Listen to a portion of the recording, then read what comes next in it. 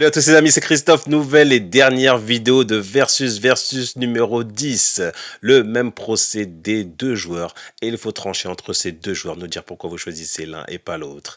Et puis surtout, argumenter, et puis liker hein, et partager les vidéos, et puis surtout commenter quand ça vous plaît, quand ça vous plaît pas, dites ce que vous en pensez, n'hésitez pas. Donc les joueurs en question cette semaine sont... Edson Arantes do Nascimento dit Pelé versus Diego Armando Maradona. Qu'il repose en paix, ils sont décédés récemment. Vous avez vu un petit peu les obsèques sur la télé et l'impact que ça a eu dans le monde. Hein, vraiment, deux monuments du foot, que dis-je, de dieux du football. Vraiment, ces deux joueurs exceptionnels. Donc, c'est le versus en question aujourd'hui. Et surtout, ça permet de mettre en lumière justement leur carrière et puis ce qu'ils ont apporté au foot. Hein, parce que si on est tous là, c'est en grande partie grâce à eux. Hein. Si le foot est connu partout dans le monde, c'est en grande partie grâce à eux. Bon, malheureusement, j'ai pas eu la chance de voir jouer Pelé de son vivant. C'est parce qu'il a quand même évolué donc, dans les années 50, hein, de 50 à 70, 56 à 77 plus précisément. Et puis Maradona, je l'ai vu un peu jouer sur la fin, donc notamment en Coupe du Monde, mais c'était vraiment sur la fin. Et ouais, il a évolué justement de 76 à 97. Donc voilà, j'étais quand même un peu jeune, même si j'ai quand même vu.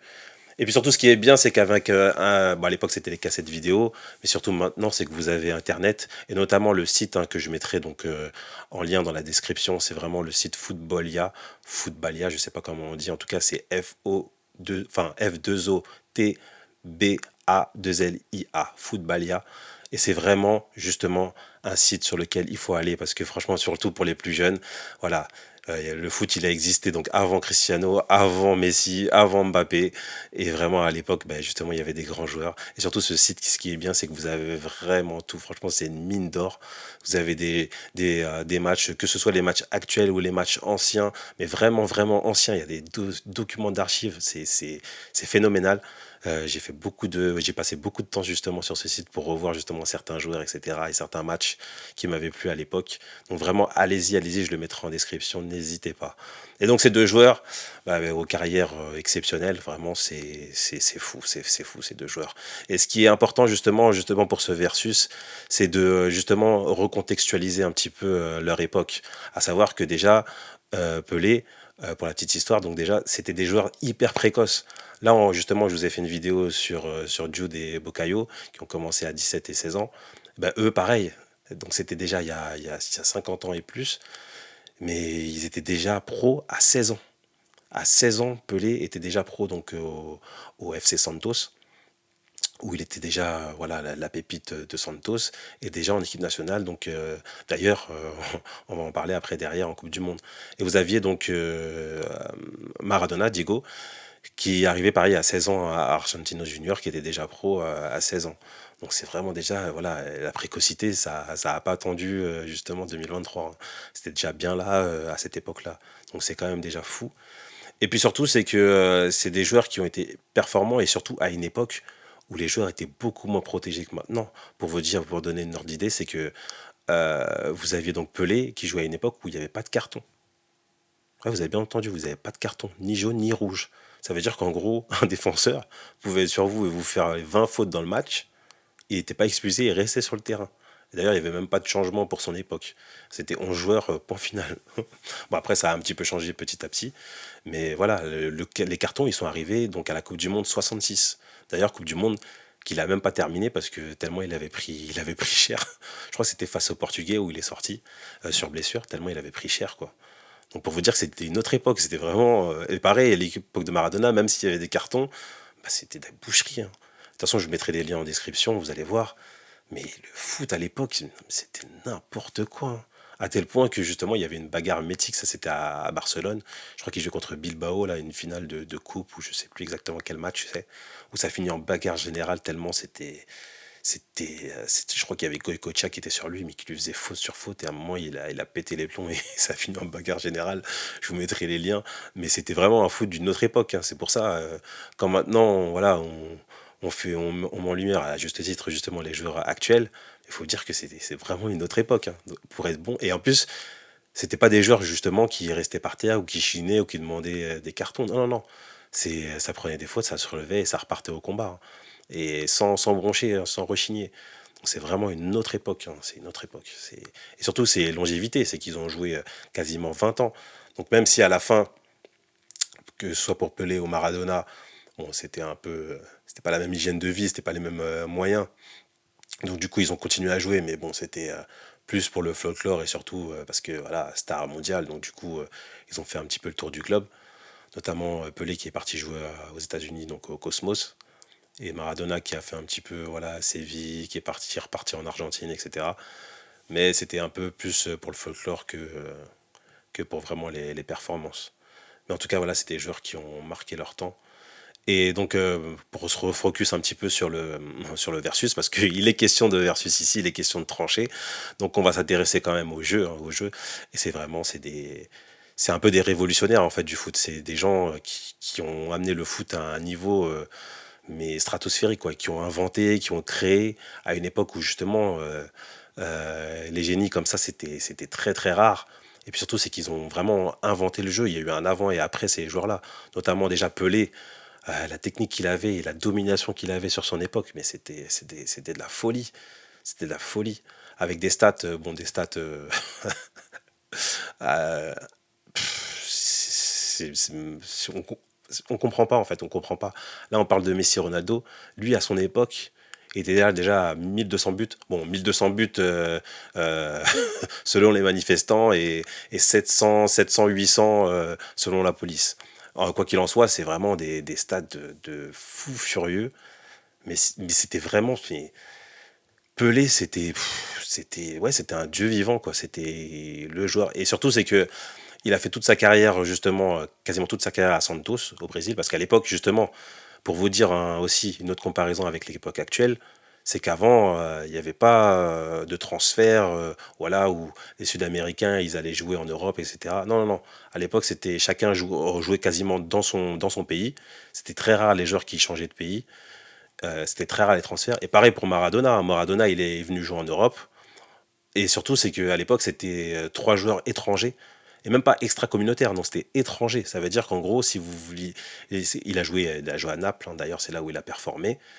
Il a joué à Naples, mais à Naples, c'était voilà, c'était trois étrangers, tout le reste, c'était des Italiens. À l'époque, c'était ça. Avant l'arrêt Bosman qui est arrivé plus tard dans les années 95-96. Mais avant ça, c'était voilà, trois joueurs étrangers, pas plus. Donc c'était un autre football. On ne pouvait pas faire venir le meilleur latéral gauche du Brésil, le meilleur latéral droit d'Italie, avoir tout ça dans la même équipe et rafler tous les trophées. Non, non, à l'époque c'était beaucoup plus compliqué. Donc les équipes, il fallait être costaud. Et c'était vraiment tous des gros joueurs, puisque quand tu gardes tes joueurs justement dans ton championnat domestique, etc., ben voilà, les pépites elles restent à domicile et donc du coup ça crée des gros championnats. Donc si on prend le palmarès, ben, vous avez donc trois Coupes du Monde pour Pelé, hein, dont une. C'est pour ça aussi qu'on parle de précocité quand on voit Mbappé. Bon, c'est incroyable. Hein. Mais Pelé, à 17 ans et demi, il gagne une Coupe du Monde. Et c'est pas il gagne une Coupe du Monde en mode voilà, je fais partie du groupe. Non, non, non, non. C'est qu'il marque en quart, il marque un triplé en demi contre la France de Copa, de Justo Fontaine, etc. Là, c'était une grosse France en demi-finale. Il vient, il met un triplé. Donc à 17 ans et demi, tu vois, tu te prends un triplé. Tu te prends un triplé. Et surtout après, il marque en finale. Et c'est pas genre il marque en finale. Non, non. Il met un sombrero, reprise de volée en finale, 17 ans et demi. Et il gagne sa première Coupe du Monde en 58. Il la gagne après en 62. Comme je vous dis, il est blessé, il sort sur blessure en 66, mais il aurait pu même continuer. Et il gagne en 70, où là, vraiment, c'était le Brésil, Joga Bonito. D'ailleurs, c'est l'une des plus grosses équipes de tous les temps, donc avec Garincha, avec Tostao, etc. Où il brille de mille feux, et puis il invente des gestes, voilà, des tirs du milieu de terrain, des feintes sur le gardien, des buts incroyables de la tête, parce que ouais, il avait aussi un bon jeu de tête, un pied droit, pied gauche, technique. Non mais c'était fou. De toute façon, je mettrai les images, justement, les liens en description, pour vous dire, mais l'avance sur son temps qu'il avait, mais c'était incroyable de faire autant de gestes. Et là maintenant, des fois, on voit des joueurs, justement, actuellement en 2023, d'un niveau technique, tu te dis, mais il faisait mieux il y a 50 ans. Non, mais c'est fou, c'est fou, c'est fou. Et pareil pour Maradona, hein. Maradona, vous aviez justement le toucher de balle.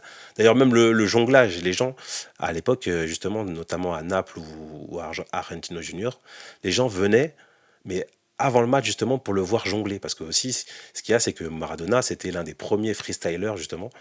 Et voilà, jonglage, techniquement, il était tellement phénoménal que les gens venaient avant le match, justement, pour voir l'échauffement et le voir en train de jongler. Donc c'est fou. Et pareil, je vous mettrai les liens en description. Mais voilà, c'est vraiment des joueurs qui étaient. On a l'impression que voilà, ils venaient justement du futur et ils sont allés dans le passé pour briller tellement ils étaient en avance sur leur temps. Donc c'est fou.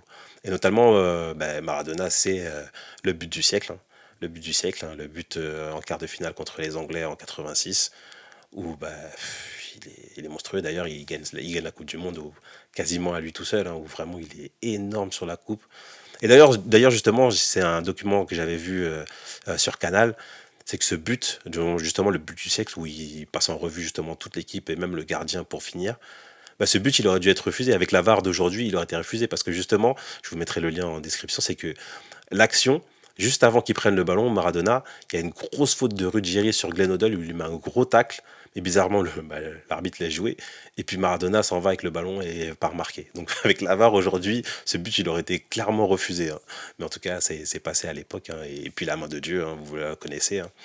Donc c'est ça, Maradona, c'est dans le même match, Angers et Démon, c'est Maradona. Et d'ailleurs, justement, parce que voilà, pour moi, normalement, en fait, il n'y a pas lieu d'être, le débat n'a pas lieu d'être dans le sens où s'il y en a bien un qu'on appelle le roi, c'est bien Pelé. Il y a des rois, il n'y en a qu'un seul. Et Pelé vraiment est au-dessus justement de tous les joueurs de tous les temps parce que non seulement il fait partie des pionniers puisque voilà, il a vraiment performé dans les années 50. Bon, même s'il y avait des joueurs aussi forts, hein, il y avait Garincha à l'époque, et puis même il y avait Vava, il y avait des joueurs avant lui, etc. Mais c'est quand même un joueur justement qui a transformé le foot, hein, et qui l'a fait connaître sur la planète. Parce qu'il faut savoir qu'à l'époque, le Brésil faisait des tournées mondiales et allait faire des matchs amicaux justement sur tout le globe. Et donc c'est comme ça que l'équipe du Brésil a été connue et c'est ce qui en a fait justement le pays du foot, hein, le Brésil. Mais Pelé, voilà, c'est le pionnier, et c'est l'un des plus grands joueurs de tous les temps qui a le plus dominé son époque, et surtout qui a inventé, qui a créé des choses à son époque qui étaient folles, et qui aujourd'hui même, voilà, il y a encore des trucs que certains joueurs n'arriveraient même pas à faire, quoi. C'est fou. Et donc voilà, donc pour moi, niveau foot, il y a pas photo, quoi. Pelé est vraiment au-dessus de Maradona. Mais par contre, en fait, ce qui peut faire choisir Maradona au-dessus de Pelé, bah souvent, en fait, c'est le prisme européen et surtout le prisme des journalistes. C'est qu'en fait, Maradona, ça va au-delà du foot. Parce qu'il y a la dimension, justement, comme je vous l'ai dit, hein, ange et démon, avec les excès, donc que ce soit la drogue un petit peu écorché vif, voilà, les déclarations un petit peu folles. Mais il y a aussi le côté ange avec voilà, le sourire, la joie de vivre, et surtout le pauvre, justement, qui va défier tout le monde sur les terrains, qui est incroyable, et surtout du côté des pauvres, et qui a cette dimension aussi, comment dire, ouais, qui est toujours du côté des pauvres.